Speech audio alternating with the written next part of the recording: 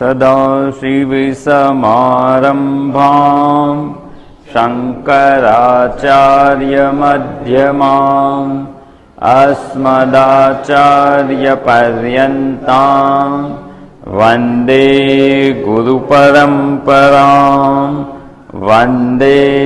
गुरुपरम्पराम् वासुदेवेन्द्रयोगीन्द्रम् नत्वा ज्ञानप्रदं गुरुं मुमुक्षूणां हितार्थाय तत्त्वबोधोऽभिधीयते।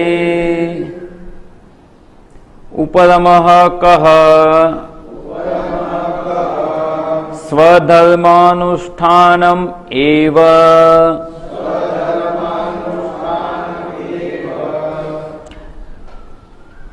साधन चतुष्टय संपत्तिમાં જે ત્રીજું સાધન છે જેને સાધન સંપત્તિ એવું કહેવામાં આવે છે કે ષટ સંપત્તિ કહેવામાં આવે છે, એ છ સંપત્તિમાંનું ત્રીજું સાધન ઉપરમઃ કહ. શમ અને દમ વિશે વિચારણા આપણે જોઈ ગયા. શમ એટલે મનનો નિગ્રહ, દમ એટલે ઇન્દ્રિયોનો નિગ્રહ. આપણા નિયમનમાં જો મન અને ઇન્દ્રિયો રહે તો એ આપણને શમ અને દમ સાધ્ય છે એવું કહેવાય. આપણા નિયમનમાં રહે, બિલકુલ પ્રવૃત્તિ અટકી જાય એવું નહીં. આપણે ઈચ્છીએ તે વિષયનું ગ્રહણ કરે, ન ઈચ્છીએ તે વિષયનું ગ્રહણ ન કરે અને એવો પ્રયત્ન કરીએ તો એ શમ અને દમ કહેવાય. હવે જ્યારે એ શમ અને દમ જો સહજ થઈ જાય, સહજતાથી મન વિષયોમાં જાય જ નહીં, ન ઈચ્છે તે વિષયોમાં ન જાય અને ઇન્દ્રિયો પણ ન ઈચ્છે તે વિષયોમાં ન જાય તો એને ઉપરમ કહેવામાં આવે છે. અને એવો ઉપરમ એને અહીંયા શંકરાચાર્યજી સ્વધર્મનું અનુષ્ઠાન કરવું એને કહે છે. તો હવે આપણે જે વિચારણા કરતા હતા કે આ ઉપરમ ઉપસમીપે રમણમ, એવા આત્મ સ્વરૂપમાં રમણ કરવું એ સાધ્ય ઉપરમ છે. અને સ્વધર્મનું અનુષ્ઠાન કરી અને આત્મ સ્વરૂપ સિવાય જે અન્ય છે એમાં રમણ ન કરવું એને સાધક કક્ષાનો ઉપરમ કહેવામાં આવે છે. તો આપણા માટે શું સાધન છે? આત્મ સ્વરૂપમાં જો રમણ કરે, બીજે ક્યાંય પ્રવૃત્તિ થાય જ નહીં તો એ સહજ સાધ્ય કક્ષાનો ઉપરમ છે. પણ આપણે તો એવી સ્થિતિ પ્રાપ્ત કરવાની છે, તો આપણે શું કરવાનું? તો કે આપણે સ્વધર્મનું અનુષ્ઠાન કરવું એને ઉપરમ કહેવામાં આવે છે. અને જ્યારે એવો શબ્દ કહ્યું એટલે એનાથી અન્યનું વ્યાવર્તન કરવામાં આવે છે, એનાથી અન્ય નહીં કરવાનું. જ્યારે એવું કે વેદાંત વાક્યો વડે ચિંતન કરો, આત્મવિચાર કરો, તો શેનાથી? તો કે વેદાંત વાક્યૈ એવ આત્મવિચારક કર્તવ્ય. એવું જ્યારે કહેવામાં આવે ત્યારે શું કે એ સિવાયના બધા વિચારોનો નિષેધ છે. આ જ કરો એટલે બીજું કશું કરવાનું, એનાથી અન્ય નહીં કરવાનું. અને જો આત્મવિચાર જ કરી શકીએ તો એ કરવા હોય તો વેદાંત વાક્યો વડે જ કરવાનો, બીજા શાસ્ત્રો વડે નહીં. જે વૈદિક સંસ્કૃતિના બહારના છે એ તો નહીં જ, કારણ કે ઘણા બધા સાહિત્યના ગ્રંથો પણ હોય છે, બીજા અનેક પ્રકારના ગ્રંથો હોય છે, એ પણ નહીં. પછી પુરાણ, તો કે પુરાણ વિચારનો નિષેધ કરવામાં આવે છે, જેને માત્ર આત્મવિચાર કરવો છે એના માટે એટલે કહેવાય છે વેદાંત વાક્યૈ એવ. પણ જ્યારે આત્મવિચાર કરવો હોય ત્યારે આપણે જીવનને ધર્મ માર્ગે વાળવા માટે ને એના માટે આ પુરાણો ઉપયોગી જ છે. કેવું જીવન જીવવું જોઈએ એનું ખૂબ સુંદર માર્ગદર્શન આપવામાં આવતું હોય છે. પણ જ્યારે આત્મવિચાર કરીએ ત્યારે જો પુરાણનો વિચાર કરવામાં આવે તો પુરાણમાં તો એ પુરાણના જે ઈષ્ટદેવ હોય એનું જ ધ્યાન કરવાનું કહેવામાં આવે. એ જ શ્રેષ્ઠ છે, એ જ મારા ઈશ્વર છે. અને ભેદભાવે પણ ઘણીવાર નિરૂપણ કરવામાં આવેલું, હું ભક્ત છું અને એ ભગવાન છે. કારણ કે એ કક્ષાના સાધક માટે એમાં ઉપદેશ આપવામાં આવેલો હોય. પણ જ્યારે આત્મવિચાર કરવો હોય ત્યારે એનો પણ નિષેધ કરવા માટે ત્યાં કહેવામાં આવે વેદાંત વાક્યૈ એવ. બસ એવી જ રીતે અહીંયા પણ સ્વધર્મનું અનુષ્ઠાન જ કરવાનું, એ સિવાય બીજું નહીં. એટલે સ્વધર્મનું અનુષ્ઠાન કરવું એને અહીંયા ઉપરમ કહેવામાં આવે છે. અને એવું ઉપરમ આપણે સાધ્ય કરવાનો પ્રયત્ન કરવાનો, આપણા જીવનમાં એ પ્રાપ્ત થાય એવો પ્રયત્ન કરવાનો. તો કે સ્વધર્મ સિવાયના કર્મોમાં મન જવું જ ના જોઈએ. એની પ્રવૃત્તિ જ અટકી જવી જોઈએ, તો એવું કેવી રીતે થાય? ઇન્દ્રિયોની પ્રવૃત્તિ જ ના, તો ઇન્દ્રિયો તો બહિર્મુખી બનાવેલી છે, પરાંચિખાની, તો એ તો બહાર જવાની જ. અને અહીંયા કહે છે કે એનું દમોમાં શું કહ્યું? એને નિયમનમાં રાખો. એ કેવી રીતે રાખવાનું? તો કે એને એટલી જ પ્રવૃત્તિ કરવાની છૂટ આપવાની જે આપણા સ્વધર્મ થતા હોય. સ્વધર્મ અને સ્વકર્તવ્ય બંને સમાનાર્થી શબ્દ છે, ધર્મ કર્મ સાથે જ જાય છે. એટલે સ્વકર્તવ્ય કે સ્વધર્મમાં એને અનુકૂળ હોય એટલી જ પ્રવૃત્તિમાં ઇન્દ્રિયો જાય, એ પ્રકારનું અહીંયા આપણે વિચારણા જોઈ હતી. અને એ સિવાયની બધી પ્રવૃત્તિમાંથી મન પાછું વળે. અને એના માટે આપણે વિવેક ચૂડામણીનો જે 24મો શ્લોક છે એનો અર્થ જોયો હતો. બાહ્ય અનાલંબનમ વૃત્તેહે, વૃત્તિનું બાહ્ય વિષયો પરનું આલંબન ન રહેવું જોઈએ. એનું ગ્રહણ ના કરે એવું નથી. સ્વધર્મ છે એટલું ગ્રહણ કરીશું, પણ એનું અનાલંબન, એનો આધાર નથી.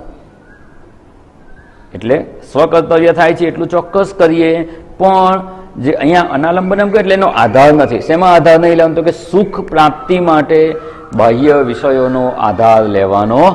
બાહ્ય અનાલંબનમ, એનો આધાર નથી લેવાનો. મળી જાય તો ચોક્કસ ભોગવીએ.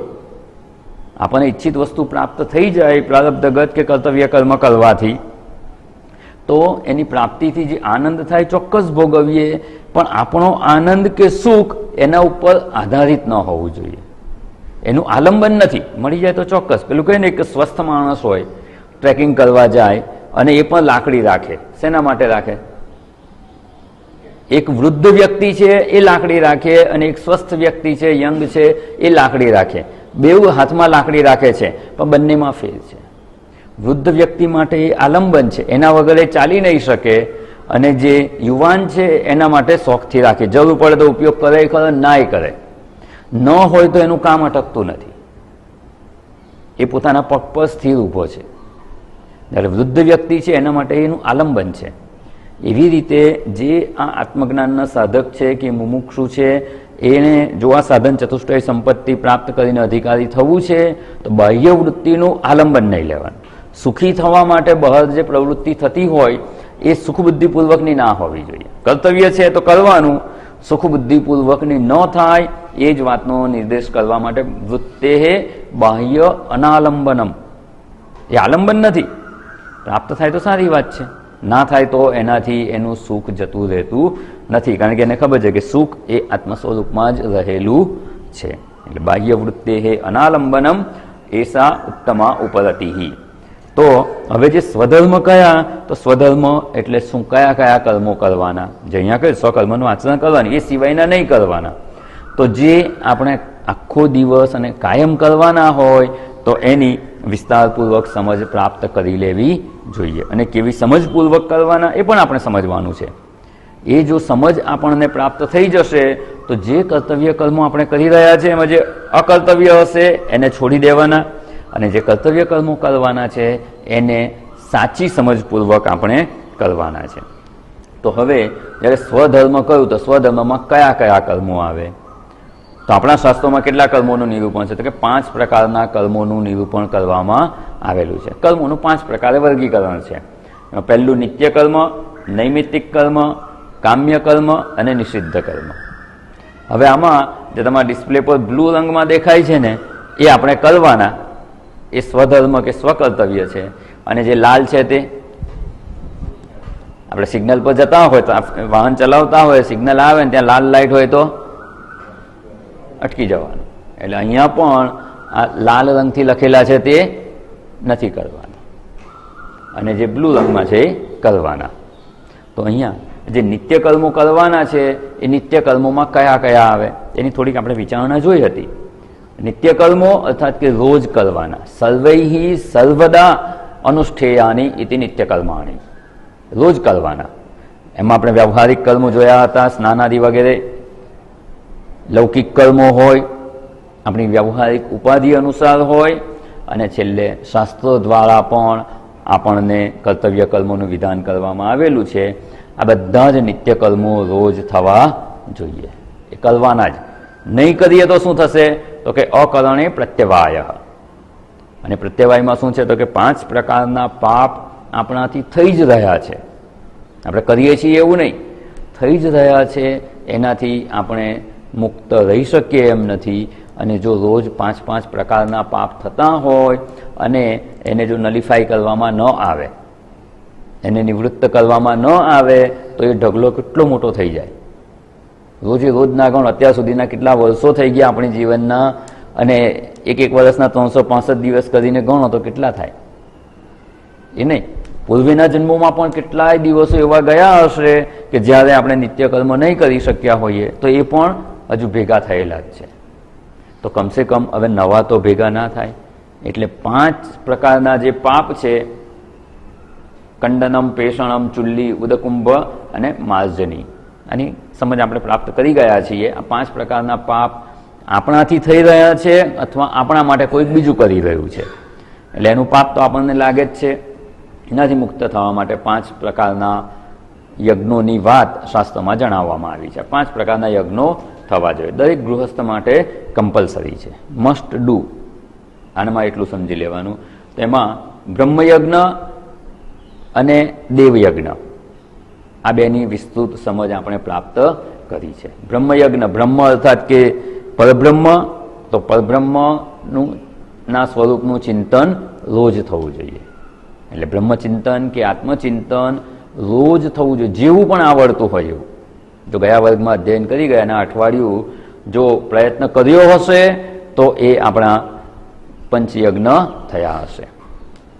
અને બાકી જો ના થાય જે દિવસે, એ દિવસ આપણા માટે વંજ્યો દિવસ કહેવાય. એ જીવન જીવ્યા નથી એવું જ સમજવાનું, ભલે બીજી કોઈ પણ વસ્તુ ગમે એટલી પ્રાપ્ત કરીએ. એટલે અહીંયા બ્રહ્મયજ્ઞ અર્થાત કે આત્મચિંતન કે બ્રહ્મચિંતન રોજ થવું જોઈએ. અને બીજો અર્થ આપણે જોયો હતો કે જે બ્રહ્મનો બીજો અર્થ છે વેદ, શબ્દ બ્રહ્મ એટલે વેદ. આમ પરબ્રહ્મ અને અપરબ્રહ્મ કહીએ, અથવા પરબ્રહ્મ અને શબ્દ બ્રહ્મ એટલે વેદ. આ વેદનું અધ્યયન પણ થવું જોઈએ. વેદમાં તમે જેટલું કરી શકો એટલું. વેદ પાઠ થાય તો સારી વાત છે. વેદોમાં આવેલા ઉપનિષદ છે, ઉપનિષદનું અધ્યયન કરો, વેદમાં આવેલા સૂક્તોનું અધ્યયન કરો. કંઈ ના થાય તો ગાયત્રી જપ પણ કરી શકાય, પણ કોઈક પ્રકારે વેદનું અધ્યયન થવું જોઈએ. અને વેદને અનુસંગીને જે કંઈ આપણા આચાર્યો દ્વારા રચના થયેલી છે એવા ગ્રંથોનું અધ્યયન, એ બધું એમાં આવી ગયું. એટલે આ બ્રહ્મયજ્ઞ. પછી બીજું જોયું હતું દેવયજ્ઞ. દેવયજ્ઞ અર્થાત કે આપણા કુલ પરંપરામાં જે આપણા ઈષ્ટદેવ હોય એની રોજ સેવા પૂજા થવી જોઈએ. ગમે તે હોય, જે હશે તે ઈશ્વરનું જ રૂપ છે, એટલે એની સેવા પૂજા રોજ થવી જ જોઈએ, કારણ કે એ નિત્યકર્મમાં કહેવામાં આવેલું છે. અને દેવયજ્ઞ છે એટલે આપણા ઘરમાં જે મંદિર હોય ત્યાં તો સેવા પૂજા થવી જ જોઈએ, ગામનું મંદિર હોય ત્યાંય થવી જોઈએ. એની ગઈ વખતે થોડી વિસ્તારપૂર્વક વિચારણા જોઈએ. તે આપણું મંદિર છે ને, એ કંઈ પ્રાર્થના કરવા માટે ભેગા થઈએ, પ્રાર્થના હોલ એવું નથી, દેવાલય છે. આપણે જે પરમેશ્વરને પ્રાર્થના કરી અને આવાહન કરેલું એ ચૈતન્ય સ્વરૂપે એ મૂર્તિમાં હાજર છે, એમનું આવાહન કરેલું છે, એટલે એમના રહેવાનું સ્થાન છે. અને ત્યાં નિત્ય જો સ્થાન હોય એમનું, તો એમની સેવા પૂજા કે દર્શન કરવા એ રોજ જવું જ જોઈએ. એ આપણું નિત્ય કર્મ થાય છે. અને દેવયજ્ઞ. પછી આપણે જોવાનું છે પિતૃયજ્ઞ. આ જે વિચારણા જોઈ ને, એમાં ગઈ વખતે મેં એક મુદ્દો કહ્યો હતો કે આ કરવાનું કેમ, તો કે આ બધાના આપણા પર ઉપકાર છે. એમને એમ નહીં કે ચાલો ભગવાન છે એટલે પૂજા કરી. એ બધાના આપણા પર ઉપકાર રહેલા છે. અને ઈશ્વર એટલે સમષ્ટિ, તો સમષ્ટિના આપણા પર એટલા બધા ઉપકાર છે કે એ સમષ્ટિના ઉપકારને લીધે જ વ્યષ્ટિનું જીવન સુખપૂર્વક જીવાય છે. જો સમષ્ટિ રૂપે રહેલા ઈશ્વરનો અનુગ્રહ ન હોય ને, તો એક નાનકડું કામ પણ આપણે નથી કરી શકતા. અને એટલે એવું કહેવાય, જો ઈશ્વર કૃપા ના હોય ને તો આખું સમુદ્ર તળી જાય અને પછી શું થાય, ખાબોચિયામાં ડૂબી જાય. જીવનમાં મોટા મોટા કાર્યો ખૂબ સફળતાપૂર્વક કરે અને નાનકડા કામમાં ફેલ જાય. જો આપણા જ પ્રયત્નથી થતું હોય તો આટલું મોટા મોટા કાર્યો કરવાનું સામર્થ્ય છે, તો નાનકડું કામ ના થાય. પણ ઘણીવાર આપણે જોઈએ છીએ સારામાં સારું કરવા ઈચ્છતા હોવા છતાં થઈ શકતું નથી. ત્યારે લાગે આપણા હાથમાં કંઈ છે જ નહીં. બધા જ પ્રયત્ન કરીએ છતાં ન થાય. પ્રયત્ન નથી કરતા એવું ને, પ્રયત્ન કરવા છતાંય ન થાય. તમે ઘરેથી અહીંયા આવો છો, વાહન લઈને આવો છો, અહીંથી આવવામાં કેટલા પરિબળોનો સાથ હશે ને ત્યારે અહીંયા પહોંચાય છે. એક તો રસ્તા પર અતિવૃષ્ટિ નથી થઈ એટલે પાણી નથી ભરાયું એટલે તમે આવી શકો છો. રસ્તા પર કંઈ રેલી નીકળી હોય, કંઈ આંદોલન ચાલતું હોય, રસ્તા રોકો આંદોલન હોય, તમે આવી ના શકો. કંઈ હુલ્લડ થયું હોય તોય તમે ના આવી શકો. ટ્રાફિક જામ થયો હોય તોય ન આવી શકો. ગાડી ચાલુ કરો અને થોડોક જ આગળ આવવાને ખબર પડે કે ગાડીમાં પંક્ચર છે, એક્સિલેટર વાયર તૂટી ગયો, તમે બરાબર ચલાવો છો, સામેવાળો આવીને એક્સિડન્ટ કરે. એટલી બધી પ્રોબેબિલિટી, સંભાવનાઓ છે કે ઘરેથી નીકળેલો માણસ અહીંયા ના પહોંચે. પણ આ બધું જ આમ કહીએ ને એક સિરીઝમાં બધું જ આપણને અનુકૂળ છે અને સમયસર આપણે પહોંચી શકીએ છીએ. તો આટલું બધી વસ્તુ આપણને અનુકૂળ થાય છે ને એનો જ અર્થ કે કોઈક એવું છે કે જે આપણા માટે આ બધું અનુકૂળ કરી આપે છે. આમાં એકાદ વસ્તુ પણ આમ તેમ થાય ને તો ન પહોંચી શકાય. તો આ બધું અનુકૂળ કેમ થાય છે? તો કે આ બધાનો જે નિયામક છે ને, જેના કંટ્રોલમાં છે ને, એ આપણા માટે અનુકૂળ કરી આપે છે અને એને જ આપણે ઈશ્વર કહીએ. બધા જ કુદરતી પરિબળો અનુકૂળ હોય તો જ આપણા કાર્ય સફળ થાય છે અને સરળતાપૂર્વક આપણે આપણું જીવન જીવી શકીએ છીએ. એટલે જેટલા કુદરતી પરિબળો કહીએ કે સમષ્ટિ કહીએ, સમષ્ટિના અનુગ્રહથી જ આપણું જીવન ચાલી રહ્યું છે અને એ સમષ્ટિના જે આપણા પર ઉપકાર છે એના ઉપકારનો બદલો તો ના વાળી શકાય, પણ એ ઋણમાંથી મુક્ત થવાનો થોડો ઘણો પ્રયત્ન કરવો ને, અર્થાત કે બધા જે કુદરતી પરિબળો છે કે સમષ્ટિ છે એને આપણા ઈષ્ટદેવમાં આપણે સ્થાપના કરી છે. એ ચૈતન્ય સ્વરૂપ પરમાત્માની પ્રાણ પ્રતિષ્ઠા કરી હોય તો એવા આપણા ઈષ્ટદેવની સેવા પૂજા રોજ થવી જોઈએ, કારણ કે એમના આપણા પર ઉપકાર છે યાદ કરી અને સેવા પૂજા કરવાની હોય. એટલે એને દેવયજ્ઞને નહીં તો શાસ્ત્રએ પંચયજ્ઞમાં સ્થાન ન આપ્યું હોત. પંચયજ્ઞમાં સ્થાન છે એટલે એ થવું જ જોઈએ. એટલે જે રીતે કુદરતી પરિબળો કહીએ કે ઈશ્વરના આપણા પર અનેક ઉપકાર છે, એવી રીતે વેદના પણ અનેક ઉપકાર છે. આપણને જે કંઈ જ્ઞાન પ્રાપ્ત થયું છે ક્યાંથી પ્રાપ્ત થયું છે? કાં તો આપણે જાતે વેદ ભણેલા છીએ, કોઈ વેદ ભણેલું છે એ આપણને એનો ઉપદેશ આપે છે, અથવા જેણે વેદ ભણેલા છે, વેદનું જ્ઞાન જેની પાસે છે, એણે અમુક ગ્રંથો રચાયા, માર્ગદર્શન આપેલું, એમ પરંપરાથી આપણને પ્રાપ્ત છે.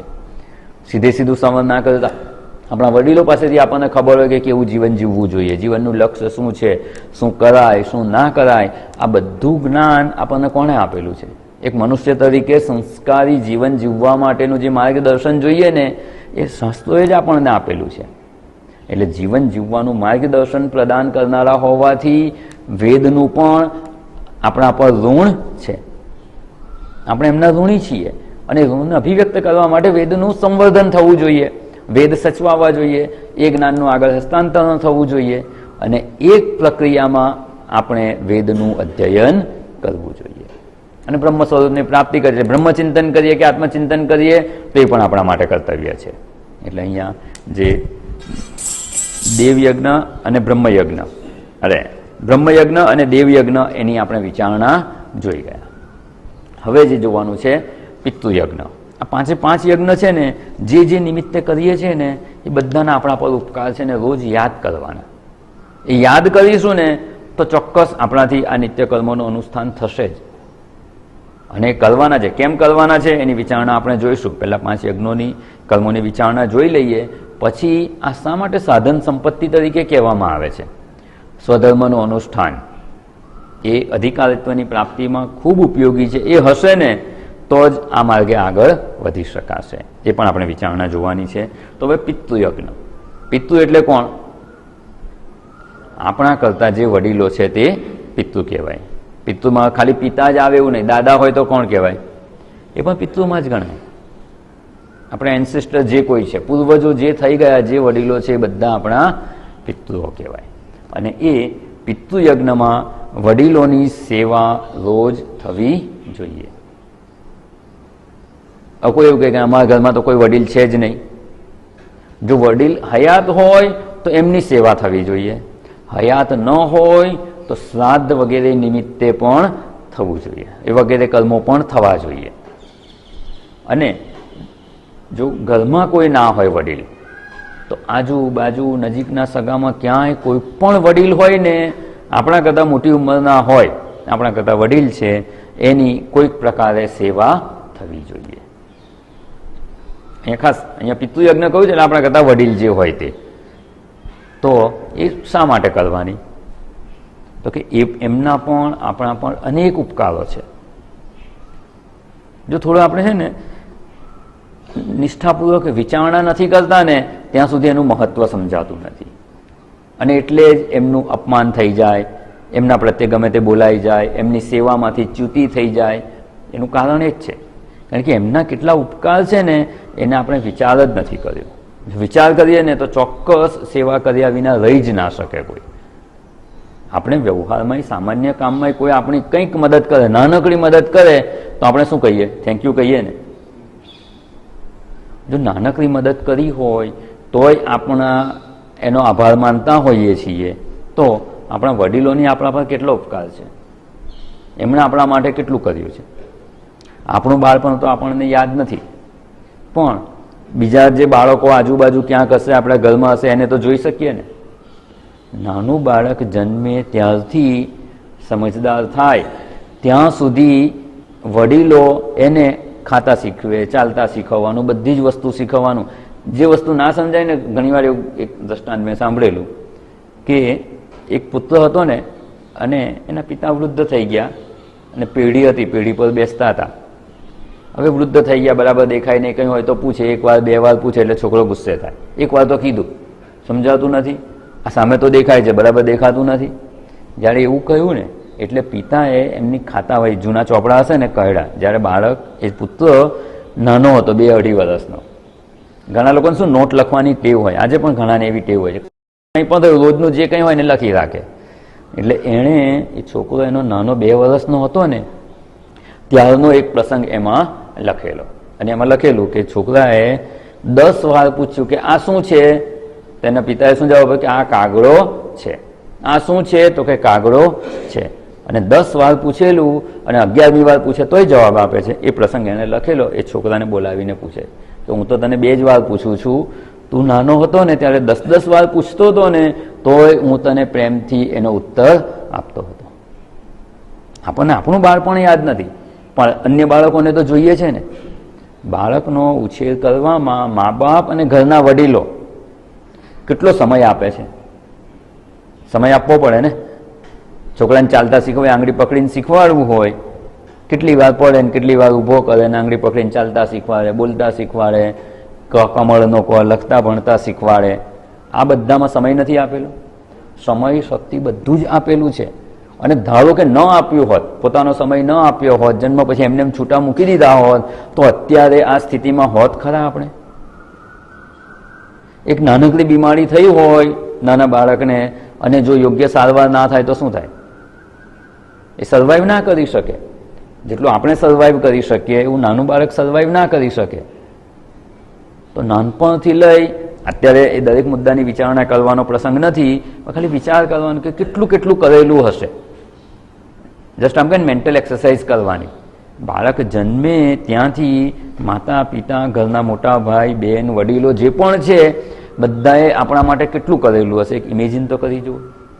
અને જો આટલું બધું એમણે કરેલું હોય, એક સારા સંસ્કાર આપી અને અત્યારે આપણને આ માર્ગે પ્રવૃત્ત થઈ શકે એવું વાતાવરણ આપ્યું, આપણને આવી રીતે તૈયાર, તો શું આપણી કોઈ ફરજ બને કે નહીં? પછી ખાલી એટલું જ એક વાંક કાઢીએ કે ના એ તો એમનો સ્વભાવ એવો છે એટલે મને સેવા કરવાનું મન નથી થતું. આપણે સેવા કરીએ ને તોય આપણને વગોવે, તોય લોકો પાસે આપણું ખરાબ બોલે. અને હોય, બની શકે, આવો સ્વભાવ હોઈ જ શકે, એની ના નથી. પણ એવા સ્વભાવને અવગણીને પણ આપણે આપણું કર્તવ્ય કરવું જોઈએ, કારણ કે એમણે પહેલાં કરેલું છે, એમનો આપણા પર ઉપકાર છે. જો ન કર્યું હોત ને તો અત્યારે આપણે આ સ્થિતિમાં હોત જ નહીં. માત્ર અત્યારે હાજર છે એ વડીલોની વાત નથી, પૂર્વે 3જી 4થી 5મી પેઢીથી પણ એક કુળ પરંપરા હોય છે. આપણે સાંભળ્યું હશે તો કે અમુક પરિવાર તો અમુક એના સંસ્કાર હોય જ, અમુક પરિવારના છોકરા છોકરીઓ તો કે આવા જ હોય. અને એટલે આપણે ઘણીવાર સાંભળતા હોઈએ, જૂના જમાનામાં તો નાના હતા ત્યારે સાંભળ્યું અને જે સગા સંબંધીમાં કંઈ સંબંધ કરવાનો હોય કે એવું કંઈ હોય ને તો પેલા કાંતિ મંજીને તો કે હા એના ઘેર છોકરી આપવામાં વાંધો નહીં કે એની છોકરી લેવામાં વાંધો નહીં, છોકરીને જોઈ નથી કે છોકરાને જોયો નથી, તો એ શું છે કે ના, એ કુટુંબની શાખ એવી છે કે ત્યાં કોઈ ખરાબ વર્તન કરે જ નહીં. તો આ જે આટલી પેઢીથી જે શાખ કે કુલ પરંપરાના સંસ્કાર સાચવી રાખેલા છે ને એ બધાનું મહત્વ છે અને એ આપણને પ્રાપ્ત થયેલું છે. માત્ર આપણી મહેનતથી કંઈ બધા સંસ્કાર નથી આવી જતા, કુલ પરંપરાના સંસ્કાર હોય, પૂર્વજન્મના તો હોય જ આપણા, પણ એનું સંવર્ધન પણ જો એને યોગ્ય વાતાવરણ મળે તો એનું સંવર્ધન થઈ શકે. તો આ બધા એના ઉપકાર છે. અહીંયા આપણે માત્ર થોડાક ઉપકારને યાદ કરવાનો પ્રયત્ન કરીએ છીએ અને આવું છે ને એટલે પણ આપણે જ્યારે એમને જરૂર છે ત્યારે આપણે સેવા કરવી જોઈએ. ભલે આપણું થોડું કામ રહી જાય, આપણો સ્વાર્થ રહી જાય, પણ આને કર્તવ્ય સમજી અને કરવું જોઈએ. ભલે એમાં આર્થિક નુકસાન થાય, ગમે તે હોય, પણ આ આપણું કર્તવ્ય છે, જરૂર હોય એટલું કરવી જ જોઈએ સેવા. આપણે હાજર હયાત જે વડીલો છે એમની ન હોય એમનું શ્રાદ્ધ વગેરે, અને જો આજુબાજુમાં સમાજમાં પણ હોય તો એમાં પણ જેટલું શક્ય હોય એટલું કરવાનું. આપણે એટલા માટે વિસ્તારપૂર્વક વિચારણા કરી રહ્યા છીએ. આ આપણને અધિકારીત્વ પ્રદાન કરશે. આ સાધન સંપત્તિ હશે તો અધિકારીત્વ પ્રાપ્ત થશે અને તો જ આ અધ્યાત્મ માર્ગે આગળ વધી શકાશે. જો આગળ પ્રગતિ નથી થતી તો સમજી લેવાનું કે અધિકારીત્વની ખામી છે. અધિકારી થયા વગરના પ્રયત્નો આપણે સફળ થઈ શકતા નથી. તો શું કરવાનું? અધિકારીત્વ મેળવવાનો પ્રયત્ન કરવાનો. અધિકારીત્વ મેળવવા માટે સાધન ચતુષ્ટય સંપત્તિ પ્રાપ્ત કરવાની. સાધન ચતુષ્ટય સંપત્તિમાં જે આ ઉપરમ કે સ્વધર્મનું અનુષ્ઠાન કહેવામાં આવે છે એની પણ એટલી જ અગત્યતા છે. એટલે એને વિસ્તારપૂર્વક સમજી મનમાં નિશ્ચય કરી અને આપણું જીવન આ સમજપૂર્વક જીવવાનું. કે બ્રહ્મયજ્ઞ થવો જોઈએ, દેવયજ્ઞ થવો જોઈએ અને પિતૃયજ્ઞ પણ થવો જોઈએ. અને જે હમણાં કહ્યું ને ઘણી વાર એવું થાય કે તમને સ્વભાવ આવો છે એટલે મને સેવા કરવાનું મન નથી થતું. જો એવું હોય ને તો આપણે આપણી સમજમાં થોડો સુધારો કરી લેવાનો ટેમ્પરરી. અને કારણ કે એક વસ્તુ છે, આપણે પણ અમુક સ્વભાવ આપણે બદલવો હોય ને તો બહુ અઘરું પડે. જલ્દીથી આપણે સ્વભાવ કે ટેવ બદલી શકતા નથી. તો આપણા કરતાં જેની ડબલ ઉંમર છે, આખું જીવન જે સમજપૂર્વક જીવ્યા હોય અને હવે આપણે કહીએ કે ના તમે આમ નહીં આમ કરો, તો એ યોગ્ય પણ ના કહેવાય. બદલવાનું આપણે હોય. હા, સેવા કરીએ એટલો સમય પૂરતો, બાકી તો આપણે આપણા જીવન જીવતા જ હોઈએ છીએ. એટલા સમય પૂરતું આમ કહીને કે કોમ્પ્રોમાઇઝ કરીને પણ આ થવું જોઈએ. એક સરસ એક જગ્યાએ મેં દ્રષ્ટાંત વાંચેલું કે આપણે અત્યારે જેને ચશ્મા છે તો ચશ્મા પહેરીએ છીએ, બરાબર. ચશ્મા હોય અને ચશ્મા જો યોગ્ય નંબર ના હોય તો આપણને જે દ્રશ્ય એમને ખુલ્લી આંખે બધાને દેખાય, જેની સારી આંખો હોય એ લોકોને દેખાય એવું આપણે પણ જોઈ શકીએ. પણ હવે ધારો કે આ ચશ્મા પહેરીએ છીએ અને કંઈક થયું કે અમુક સમય પછી નંબર બદલાઈ ગયા. નંબર બદલાઈ ગયા એટલે શું થાય? જે ચશ્માથી બરાબર દેખાતું હતું હવે થોડું બરાબર દેખાતું નથી. ચશ્મા પહેરવા છતાં દૂરના નંબર હોય તો દૂરના નંબર બદલાય તો દૂરનું બરાબર ના દેખાય. નજીકના નંબર હોય, પહેલાં આ જ ચશ્માથી બરાબર વંચાતું હતું, હવે ઝીણા અક્ષર હોય તો નથી વંચાતું. હવે એટલે આંખ દ્વારા જે બરાબર દેખાતું હતું હવે નથી દેખાતું. એટલે શું થયું? ચશ્માના નંબર બદલાયા. બરાબર દેખાતું નથી તો હવે શું કરવાનું? આપણી પાસે બે ઓપ્શન છે. કયા કયા બે ઓપ્શન છે? ચશ્મા છે અને આંખ છે. આંખથી જોઈએ છીએ બરાબર નથી એટલે ચશ્મા લાગે. એટલે બે વસ્તુ થઈ, આંખ છે અને ચશ્મા છે. હવે આંખ બદલવાની કે ચશ્મા બદલવાના? આંખ તો પહેલેથી છે જ, આંખને નથી બદલવાની. શું બદલવાનું? ચશ્મા બદલવાનું. બસ એવી રીતે જે આપણા વડીલો છે અને આપણે સાથે જીવીએ છીએ, આપણે સેવા કરીએ છીએ, આપણું કર્તવ્ય કરતા હોય, જીવન જીવીએ તો કંઈક તો કોન્ફ્લિક્ટ થવાના. એમની વિચારણા કંઈક જુદી હોય, આપણી વિચારણા જુદી હોય, આપણે કંઈ આમ કરવું એ કંઈ આમ કરવું, તો કોણે બદલાવાનું? કોઈક એક વસ્તુ પર વાત પર ડિસ્પ્યુટ થયો કે આમ કરવું છે અને આપણે કહીએ કે આમ કરવું છે, તો કોણે બદલવાનું? સમાધાન કરવા કોઈ કે તો છોડવું પડે ને, તો કોણે છોડવાનું?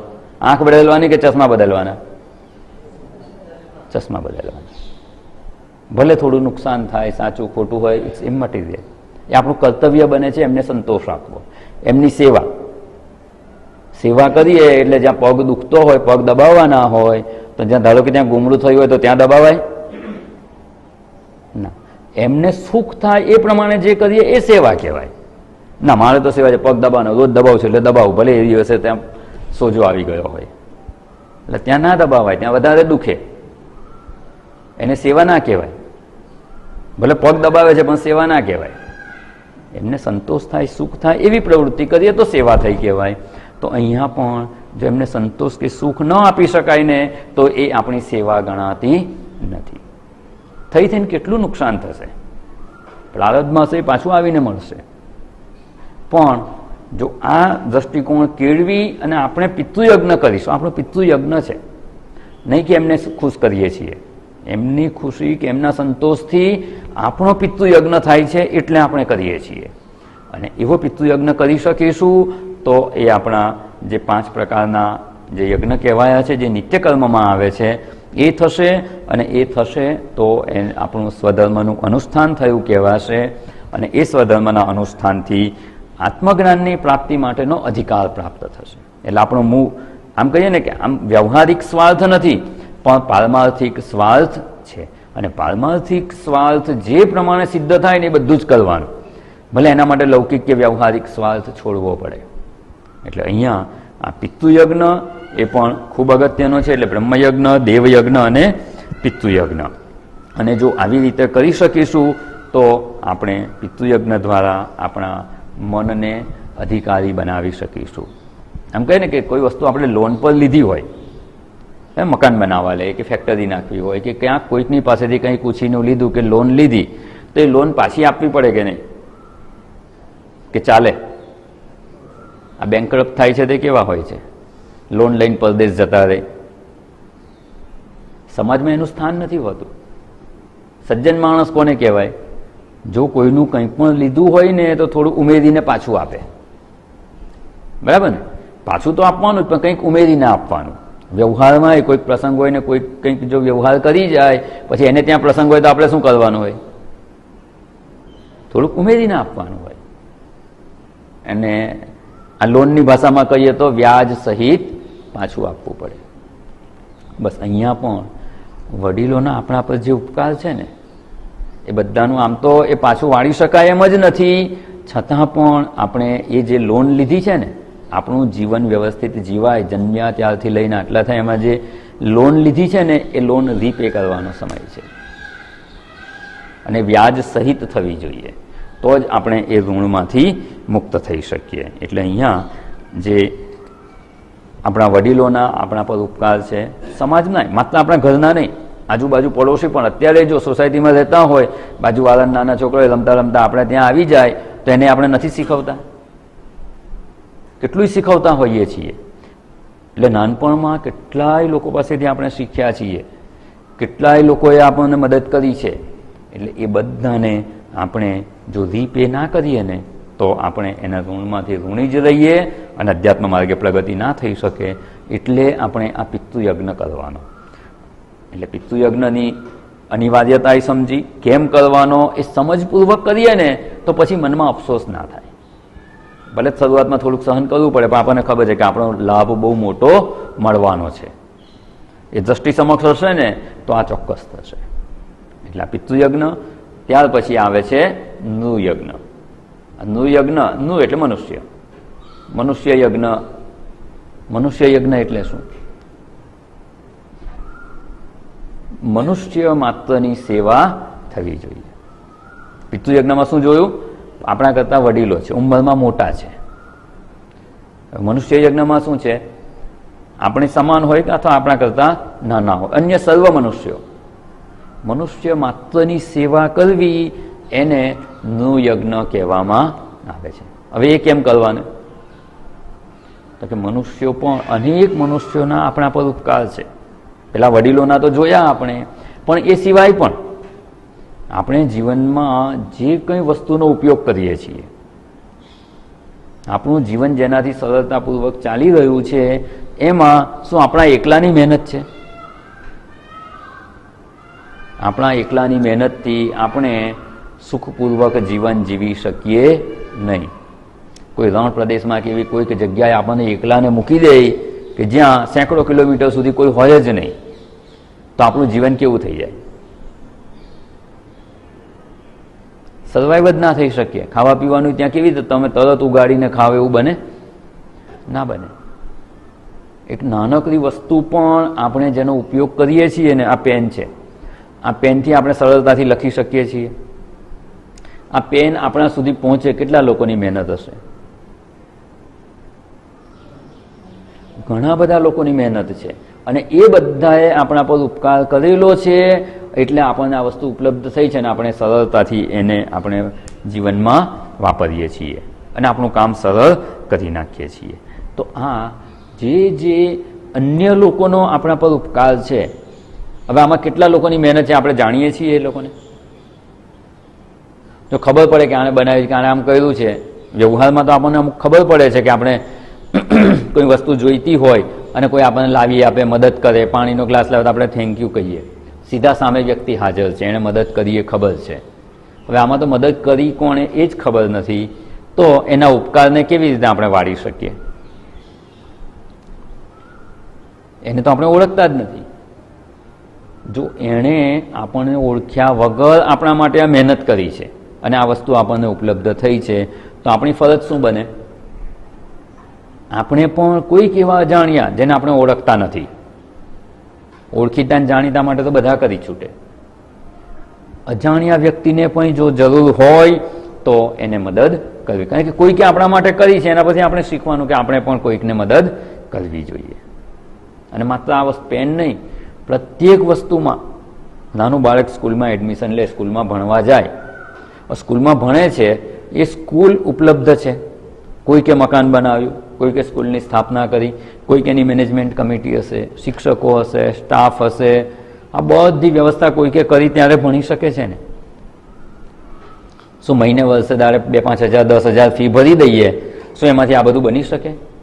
ના, એમાંથી માંડ પગાર નીકળતો હશે, પણ કોઈકે કરેલું છે. એટલે બીમાર પડીએ અને દવાખાને જઈએ અને દવા લઈ આવીએ અને સારા થઈ ગયા, 100-200 રૂપિયાની દવા લઈ આવીએ અને સારા થઈ ગયા. હવે આ રોગમુક્ત થયા, શું 100-200 રૂપિયા ખર્ચે એટલે રોગમુક્ત થઈ ગયા? પેલું કહ્યું ને, રણ પ્રદેશમાં જઈને 100-200 ને 500 રૂપિયા તમને આપી દઈએ, સારા થઈ જાઓ. તો કે ના, હોસ્પિટલ બનાવી કોઈકે, કેટલાય ડૉક્ટરોએ પોતાનું જીવન ખર્ચી નાખ્યું પોતાની વિદ્યા ભણવામાં, કેટલી દવાની કંપનીઓએ દવા બનાવી, અને આ બધું થઈ અને આપણે જઈએ ને 100-200 રૂપિયા આપીને દવા લઈ લીધી ને સારા થઈ ગયા. માત્ર આપણે 200 રૂપિયા ખર્ચવાથી નથી થયા. આ બધાનો આપણા પર ઉપકાર છે પ્રત્યેક ક્ષેત્રમાં. આજકાલ ડિજિટલનો જમાનો જોઈએ કે ચલો આ મોબાઈલ છે, બરાબર, મોબાઈલ આપણે વાપરીએ છીએ. કંઈ પણ હોય તો કે ચલો મોબાઈલમાં જોઈ લો, ગૂગલમાં જોઈ લો. આ વસ્તુ જોવી છે કે આ બહુ ઝીણા અક્ષર છે, દવા પર લખેલું છે, નથી વંચાતું, તો શું કરું? તો કે પ્લે સ્ટોર પર જઈને એક એપ્લિકેશન ડાઉનલોડ કરો મેગ્નિફાયરની, એટલે તમને મોટા અક્ષરે દેખાશે. આ નથી થતું તો આ એપ્લિકેશન ડાઉનલોડ કરો. તો આ બધી વસ્તુનો આપણે ઉપયોગ કરીએ છીએ, તો એની પાછળ કેટલા લોકોની મહેનત છે. એક એપ્લિકેશન બનાવવાની, કે ગૂગલ પર આટલો બધો ડેટા જેણે મૂકેલો છે. કંઈ નથી સમજાતું આનો અર્થ શું, તો કે ગૂગલ કરીને જોઈ લો.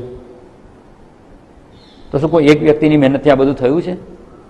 ના, કેટલા લોકો આ બધું કરી રહ્યા છે કે જેની આપણે ઉપયોગ કરીને આપણું જીવન સરળતાથી જીવી રહ્યા છીએ. અને જ્યારે આટલા બધા લોકોનો જો આપણા પર ઉપકાર હોય, તો આપણું જીવન પણ એવું હોવું જોઈએ કે આપણા સ્વાર્થ સિવાયના, સ્વાર્થ માટે તો બધા જ કરે, સ્વાર્થ સિવાયના સેવા કાર્યો એવા થવા જોઈએ કે જેમાં અન્ય મનુષ્યોને આપણે ઉપયોગી થઈ શકીએ. ઉપયોગી તો શબ્દ સમજવા માટે વપરાય, વાસ્તવમાં આ બધું છે ને સમષ્ટિ રૂપે રહેલા ઈશ્વરની સેવા છે.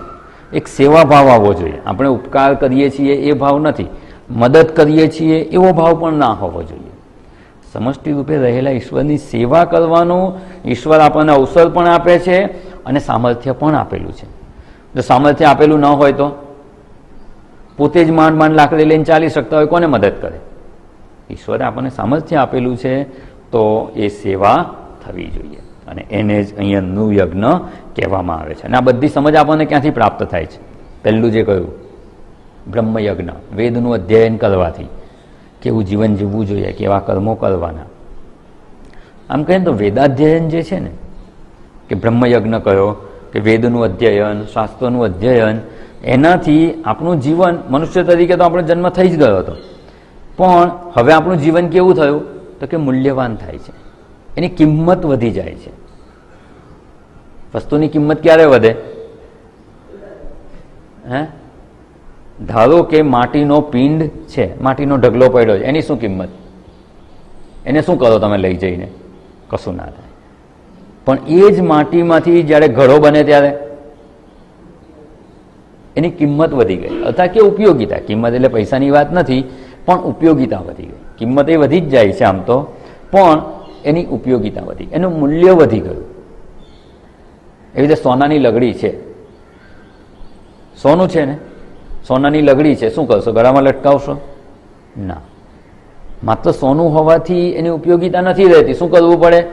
સોની પાસે જઈ અને હાર બનાવડાવો. સોની હાર બનાવી આપે પછી એને તમે પહેરી શકો, એનું મૂલ્ય વધી ગયું. ખાણમાંથી હીરો નીકળે એ કેવો હોય આપણને તો ખબર ના પડે, પણ જ્યારે પછી એને મશીન પર ચઢાવીને પાસા પાડવામાં આવે, પોલિશ કરવામાં આવે ત્યારે ચમકે. તો હીરાનું મૂલ્ય ક્યારે થયું? પછી જ એને તમે ઘરેણામાં એને વાપરી શકો. એટલે એમને ખાણમાંથી જે નીકળ્યો હોય એને એમને સીધો ના ફિટ કરી દેવાય છોડામાં ને હાલમાં, એનું મૂલ્ય વધે છે. એ તો મનુષ્ય તરીકે તો આપણે જન્મ થઈ જ ગયો છે. વેદાધ્યયનથી આ પ્રકારનું જીવન જીવવાથી, વેદ પાસેથી માર્ગદર્શન લઈ અને જીવન જીવવાથી આપણું જીવન મૂલ્યવાન બને છે. અને ત્યારે આ બધું સમજાય કે આપણું જીવન કેવું હોવું જોઈએ, કેવી સમજપૂર્વક જીવન જીવવાનું. અને એના માટે અહીંયા આપણે વિચારણા કરી કે જે લોકોનું આપણા પર ઋણ છે એ બધાને ઋણ ફેરવાનો પ્રયત્ન કહીએ ને, કે ઋણમાંથી મુક્ત થવાનો પ્રયત્ન આપણે કરવાનો. અને એમાં બ્રહ્મયજ્ઞ, દેવયજ્ઞ, પિતૃયજ્ઞ અને નૃયજ્ઞ. અને એટલે જ આપણે અહીંયા કહેવામાં આવે છે અતિથિ દેવો ભવ. અતિથિ જ આપણે ઓળખતા નથી, આવી ગયા છે તો એની સેવા કરે. એટલે માત્ર ઘરે આવે એ જ નહીં, રસ્તામાં કોઈ તમને મળી જાય ને કંઈ મદદની જરૂર હોય તો એની સેવા થવી જોઈએ. એ આપણી સંસ્કૃતિ છે. પણ એક છે ને, અમુક એક વાક્ય સાંભળ્યું હશે, જન સેવા એ જ પ્રભુ સેવા. બરાબર ને? સારું વાક્ય છે ને? કંઈ એમાં ભૂલ દેખાય છે? આ આપણી સંસ્કૃતિનું વાક્ય જ નથી એમ કહું તો ચાલે. કેમ એવું આપણે સમજવાનો પ્રયત્ન કરીશું. જન સેવા એ જ પ્રભુ સેવા. આ સાંભળીએ એટલે એનો અર્થ શું થાય?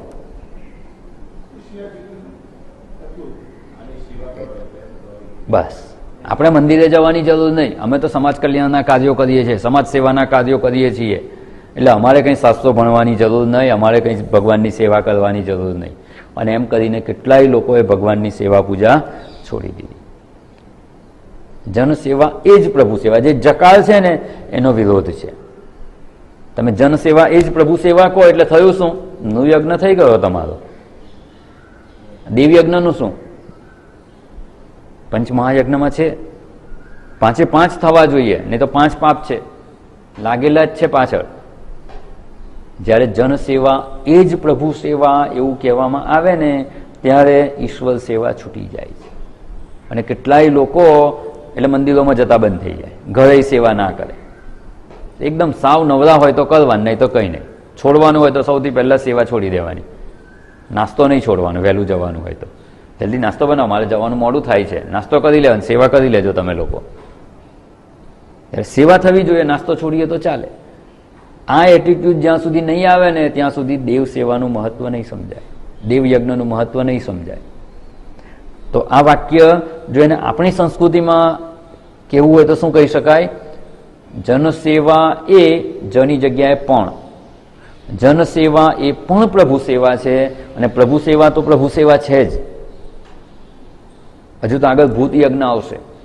જીવ માત્રની સેવા કરવાની છે. અને ખાલી જન સેવા તમે કહી દો તો બીજું બધું બંધ થઈ ગયું.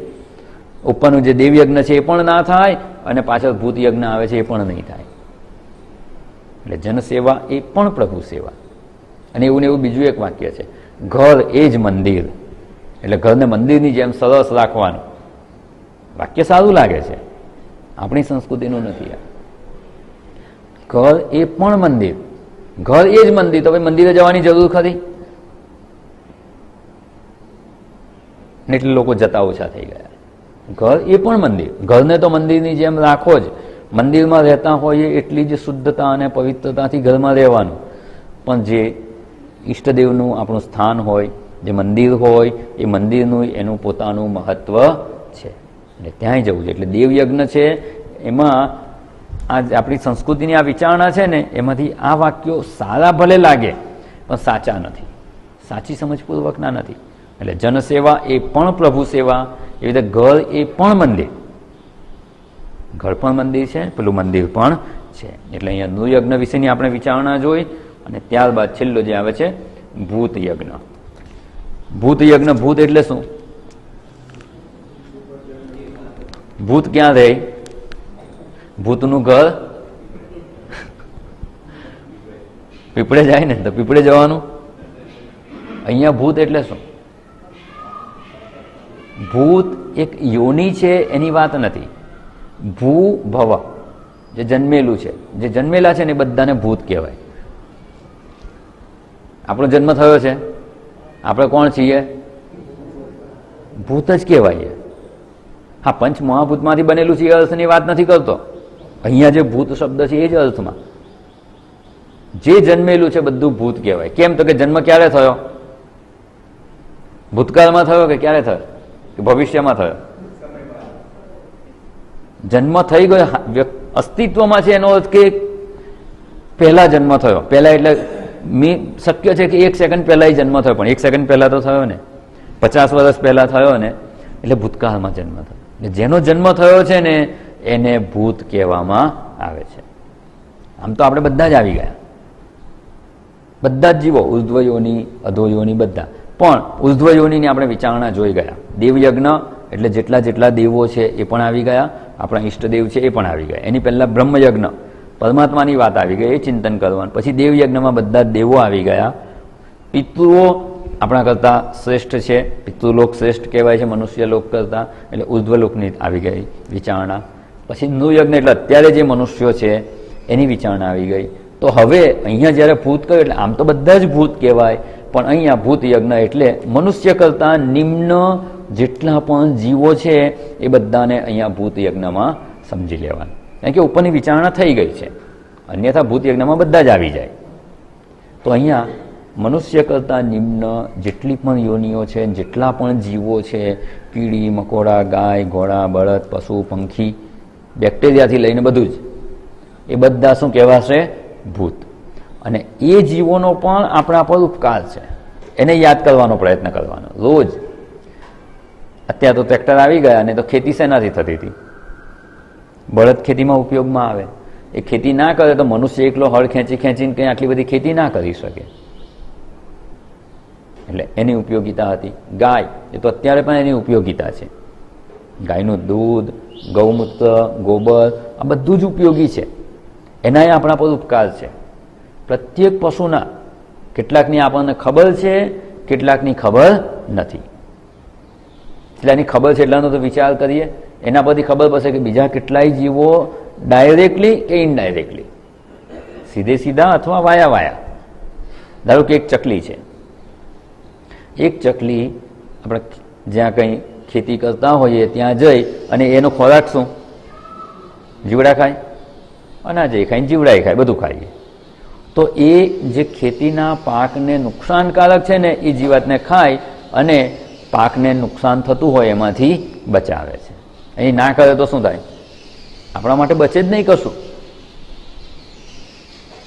એટલે ખેતીને નુકસાનકારક જીવોનો નાશ કરી અને આપણા પર ઉપકાર કરે છે. સાપ, સાપ તો ઝેરી હોય, એ કેવી રીતે ઉપકાર કરે છે? તો કે જો સાપ ના હોય ને તો ખેતરમાં ઉંદરોનો ત્રાસ એટલો વધી જાય કે ઉત્પન્ન થયેલું અનાજ આપણા સુધી પહોંચે જ નહીં. આ તો થોડાક દ્રષ્ટાંતો જોયા. પ્રત્યેક જીવનો ક્યાંક ને ક્યાંક આપણા જીવનમાં ડાયરેક્ટલી કે ઇનડાયરેક્ટલી ઉપકાર તો છે જ, અને એને યાદ કરી અને આપણે આ જીવો પર પણ દયાભાવ રાખવાનો હોય કે કંઈક એને મદદની જરૂર પડે તો સેવાય થવી જોઈએ, એની મદદ એ કરવી જોઈએ.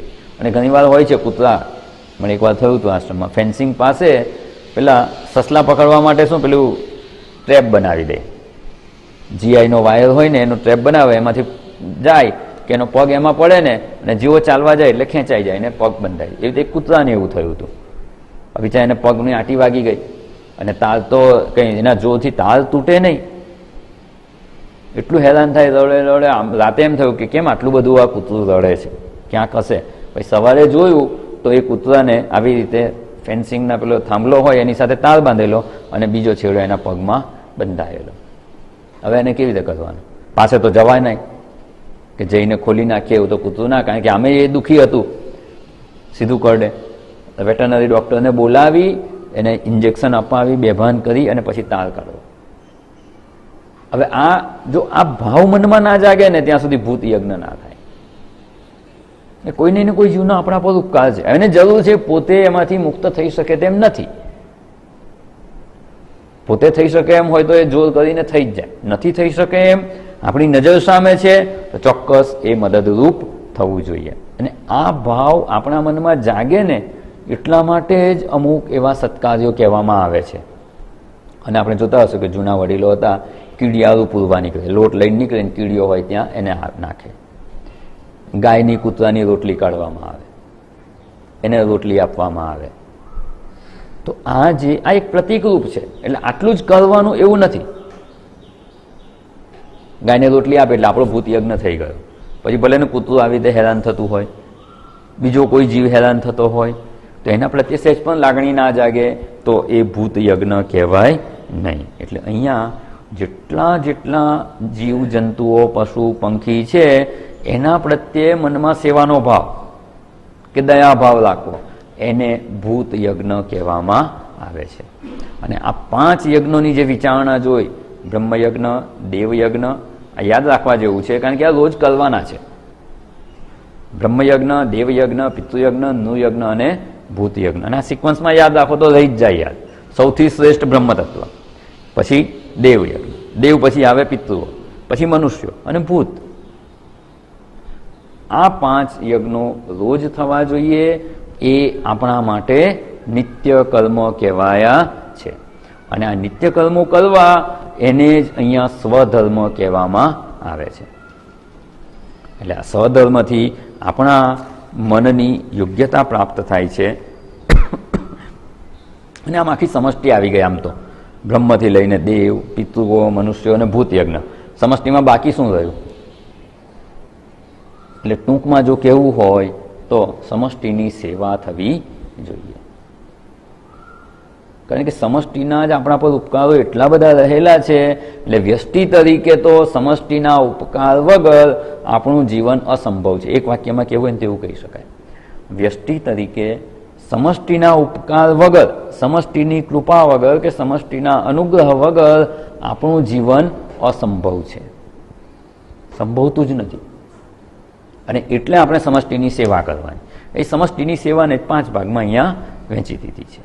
5 પ્રકારે વર્ગીકરણ કરેલું છે કે જેથી આપણે કેવી રીતે આચરણ કરવું ને કેવી રીતે સમષ્ટિની સેવા કરવી એની સમજ આપણને પ્રાપ્ત થઈ શકે. અને એટલે આપણે આપણા કર્તવ્યનું અનુષ્ઠાન કરવું જોઈએ. અને આ જે કર્તવ્યનું અનુષ્ઠાન છે ને એ પણ એક થોડીક બીજી સમજ પ્રાપ્ત કરી લઈશું તો ખૂબ સરળ થઈ જશે. આપણા કર્તવ્યનું અનુષ્ઠાન કેમ કરવાનું? જો આપણા કર્તવ્યનું અનુષ્ઠાન નહીં કરીએ ને તો જગતરૂપી યંત્ર બરાબર નહીં ચાલે. જગતમાં આપણે part and parcel of the universe, બરાબર, જગતના એક ભાગ છે, ભલે ગમે એટલા નાના છીએ, પણ જો એમાં કંઈ પણ તકલીફ હશે ને, આપણું જીવન યોગ્ય નહીં હોય ને તો ટોટાલિટીમાં કંઈક ને કંઈક પ્રોબ્લેમ આવશે. અને એ ના આવે ને એટલા માટે પણ આપણે આપણા સ્વધર્મનું આચરણ કરવું જોઈએ. એની થોડીક આપણે આ જો સમજ પ્રાપ્ત થશે ને તો અનાયાસ આપણું મન સ્વકર્મમાં પ્રવૃત્ત થઈ જશે. પછી સ્વકર્મ નહીં કરવું ને એવો વિચાર જ નહીં આવે. કેમ? તો કે કરવું જ જોઈએ, કારણ કે એની સ્પષ્ટતા થઈ ગઈ છે. એની થોડીક આપણે વિચારણા કરવાની આવશ્યકતા છે. અને જો ખાલી ટૂંકમાં એક દ્રષ્ટાંત જોવું હોય તો જોઈ લઈએ, આપણે એને વિસ્તારપૂર્વક સમજીશું. કારણ કે આ સમજ હશે ને તો પૂર્વે કહેલા 5 પ્રકારના યજ્ઞો સરળતાથી કરી શકીશું. પંચ મહાયજ્ઞો ખૂબ સરળતાથી કરી શકીએ એવું આપણું મન તૈયાર થાય ને એના માટે આ વિચારણા કરવાની છે કે આપણે સમષ્ટિના એક ભાગ જ છીએ, સમષ્ટિના પાર્ટ છીએ. અને સમષ્ટિના પાર્ટ હોઈએ તો સમષ્ટિને અનુરૂપ હોય એવું જ આપણું જીવન હોવું જોઈએ. અને એના માટે નિત્યકર્મ અને નૈમિત્તિક કર્મો કહેવાયા છે. અને સમષ્ટિને અનુકૂળ ના હોય એને નિષિદ્ધ કર્મ કહેવાય, જે આપણે આગળ વિચારણામાં જોવાનું છે. જે 5 પ્રકારના કર્મો આપણે જોયા હતા, નિત્ય, નૈમિત્તિક, કામ્ય, નિષિદ્ધ અને પ્રાયશ્ચિત. તો આ જે નિષિદ્ધ કર્મ છે ને એ કેવા છે? સમષ્ટિને કોઈક પ્રકારે નુકસાનકારક, સમષ્ટિમાં કોઈક નહીં ને કોઈકને તો દુઃખી કરનાર હોય ને તો એને શાસ્ત્રએ નિષિદ્ધ કર્મ કહી દીધા. ભલે આપણને પહેલી દ્રષ્ટિએ ના લાગતા હોય, પણ ક્યાંક ને ક્યાંક કોઈકને ને કોઈકને જો દુઃખી કરનાર હશે ને તો શાસ્ત્રએ એને નિષિદ્ધ કર્મ કહ્યા અને આપણે નથી કરવાના. તો આપણે જે નિત્ય અને નૈમિત્તિક કર્મો કરવાના છે એ સમષ્ટિની સેવા સમજીને કરવાના છે. તો સમષ્ટિની સેવા શા માટે કરવાની? આપણે પણ સમષ્ટિના જ એક ભાગ છીએ. તો સમષ્ટિને અનુકૂળ હોય, સમષ્ટિની સેવા થાય એવા જ કર્મો આપણા દ્વારા થવા જોઈએ. એમાં દ્રષ્ટાંત લઈ અને આપણે સમજ પ્રાપ્ત કરવાનો પ્રયત્ન કરવાનો છે કે જો સમષ્ટિને અનુરૂપ રહીને નહીં કરીએ ને તો આપણે સુખી નહીં થઈએ, આપણે દુઃખી થઈશું અને બીજાને દુઃખી કરીશું. એટલે એવું ન થાય એના માટે આ સ્વધર્મનું આચરણ આવશ્યક છે. એટલે 5 પ્રકારના યજ્ઞો જોયા. નિત્યકર્મમાં બીજા ઘણા બધા આપણે પૂર્વે જોઈ ગયા. આ સવારમાં પ્રારંભમાં આપણે વિચારણા કરી. આપણી ઉપાધિને અનુરૂપ જે કર્તવ્ય કર્મો થતા હોય, શાસ્ત્ર દ્વારા આપણને સોંપવામાં આવેલા હોય એવા કર્તવ્ય કર્મો અને લૌકિક કર્મો, આ બધા જે નિત્ય કરવાના છે નિત્ય થવા જોઈએ. નૈમિત્તિક કર્મોની વિચારણા કરવાની છે, નૈમિત્તિક કર્મો પણ રોજ થવા જોઈએ, એ નિમિત્ત અનુસાર થવા જોઈએ. અને આ નિત્ય અને નૈમિત્તિક છે ને એ આપણા સ્વધર્મ કહેવાય છે. બાકીના 3 છે એ સ્વધર્મમાં આવતા નથી. એટલે જ્યારે જકાર વાપરવામાં આવે છે સ્વધર્માનુષ્ઠાનમ એવ, અને એવ કયું એટલે એને લાલ અક્ષરથી આપણે લખી દીધા.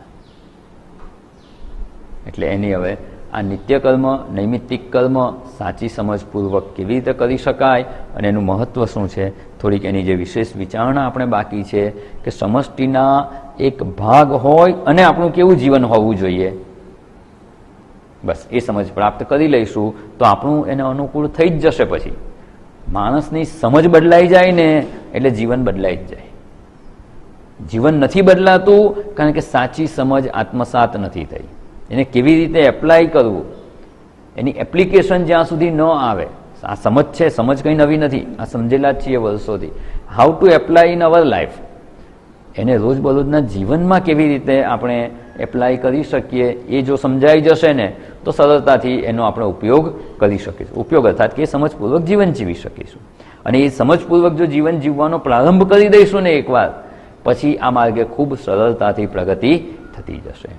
એટલે સાયન્સ પ્લસ ટેકનોલોજી જોયું હતું ને આપણે, જે જ્ઞાન છે, વિજ્ઞાન છે, સમજ આપણને પ્રાપ્ત છે, અને જ્યારે એને એપ્લિકેશનમાં લાવીએ, એનો ઉપયોગ કરીએ ત્યારે એને ટેકનોલોજી કહેવાય. મોટર ફરે છે એ સિદ્ધાંત શોધાઈ ગયા એ વિજ્ઞાન છે, એની ઉપર બ્લેડ મૂકી એને મિક્સર તરીકે વાપરવું એ ટેકનોલોજી છે. તો અહીંયા શ્રમ અને દમ એની વિચારણા આપણે પ્રાપ્ત કરી લીધી. મનને જગતના વિષયોમાંથી પાછું વાળવાનું, ઇન્દ્રિયોને પાછી વાળવાની, અને માત્ર કર્તવ્ય થતું હોય એમાં જ પરોવવાનું, તો એને ઉપરમ કહેવાય. એટલે શ્રમ અને દમ આમ કહીએ તો વિજ્ઞાન છે, અને ઉપરમ શું છે? એની એપ્લિકેશન છે, એ ટેકનોલોજી છે. એ ટેકનોલોજી આપણે મેળવવાની છે. અને એ ટેકનોલોજી મેળવીશું તો એ વસ્તુ જો બની ગઈ, મિક્સર બની ગયું, માત્ર મોટર વિશેના જ્ઞાનથી કંઈ ફાયદો નથી થતો જીવનમાં, પણ એ જ્ઞાન વગર આ બનાવી નહીં શકીએ. એટલે જ્ઞાન તો પ્રાપ્ત કરી લીધું, એની એપ્લિકેશન કરી લીધી, તો હવે એનો ઉપયોગ કરી શકાશે. એને વાપરીને જે આપણું કામ સરળ થઈ જાય છે, જીવનમાં સુખની પ્રાપ્તિ થાય, અનુકૂળતા થાય, કામ સરળ થયું, એને જ વ્યવહારિક દ્રષ્ટિએ સુખી થઈ ગયા કહેવાય. પેલામાં આપણને દુઃખ વધારે પડે, હાથથી લસોટવાનું હોય તો વધારે મહેનત પડે. બસ એવી જ રીતે અહીંયા પણ આજે શ્રમ અને દમ દ્વારા જે વિચારણા કરી છે એને કેવી રીતે આપણા જીવનમાં આપણે ટેકનોલોજી તરીકે એપ્લાય કરી શકીએ અને એનું આપણને સુખ પ્રાપ્ત થઈ શકે, એ અધિકારીત્વ પ્રાપ્ત થાય, એ આપણે થોડીક સમજ પ્રાપ્ત કરવાની છે. કાલે મળીશું ત્યારે એ વિચારણા આગળ કરીશું. ઓમ પૂર્ણમદ પૂર્ણમિદમ પૂર્ણાત પૂર્ણમુદચ્યતે પૂર્ણસ્ય પૂર્ણમાદાય પૂર્ણમેવાવશિષ્યતે. ઓમ શાંતિ શાંતિ શાંતિ. હરિ ઓમ. શ્રી ગુરુભ્યો નમઃ. હરિ ઓમ.